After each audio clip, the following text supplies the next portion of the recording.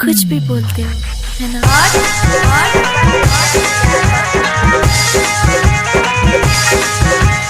DJ Suraj Suraj Suraj राजा राजा राजा हमरा पापा के खुद बनबे कहिया के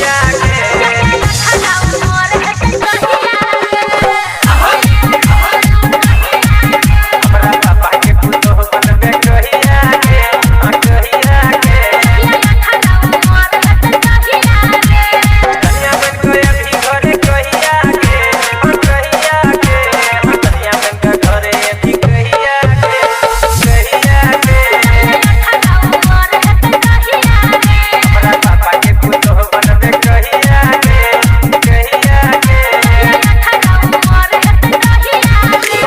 गजब गजब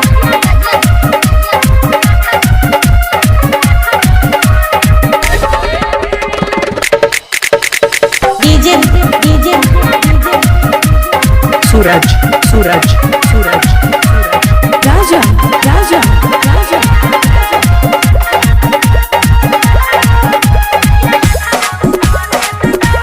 डीजे मिक्सिंग के लिए संपर्क करें डीजे सूरज। ऐसे बचपन के प्यार तू भूल तने देबही ऐसे बचपन के प्यार तू भूल तने देबही 18 साल पहले बदल तने देबही राखे भरोसा बदल बोले हमरे टाइम से पहले पहुंच जेबो हमरे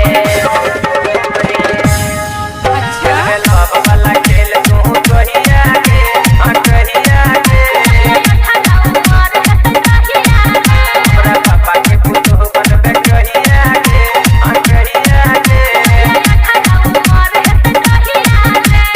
जिया जिया हो डीजे दीपक राजा तो छा गेलो पूरा यूपी बिहार में। डीजे डीजे सूरज सूरज सूरज सूरज राजा राजा राजा साथे कहै छी अब रहल नै जाइए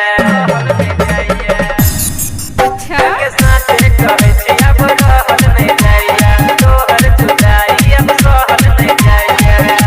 ने और दिल के समाधान कहियो किस मन के तू बुझा ले डीजे सूरज घर जोड़ी जोड़ी कहिया के हमरा पापा के खुद बनबे कहिया के कन्या बन के अभी घरे कहिया के कन्या बन के घरे अभी कहिया के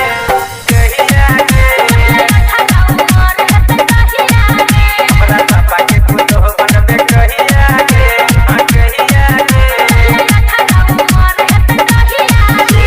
डीजे मिक्सिंग के लिए संपर्क करें डीजे सूरज रटीकर कावाही।